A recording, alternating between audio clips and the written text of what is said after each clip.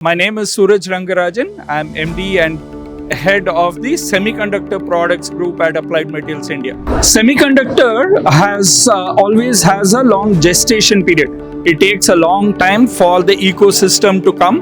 Many things need to come together. The government needs to play a big part in setting up the infrastructure and setting up a lot of the initial seed funding incentives. Big companies, global companies need to have presence over here. Startups need to emerge that support this, and academia needs to provide the talent base to make this happen. So it's good to see that the Indian government is looking at all different aspects. It is not only incentive, it is also looking at academia, it is also looking at startups, and also putting things like this. There are 1,000 companies who are exhibiting what they do. I think we need things like that for this ecosystem to happen. So India already has 20% of the design capability, right? Of all the design that happens in the world, 20% happens from here. When I said that the industry is going to double, 500 billion is going to become 1 trillion in the next few years, it requires about 1.5 million people need to enter into semiconductor. India is going to be one of the big places where this happens.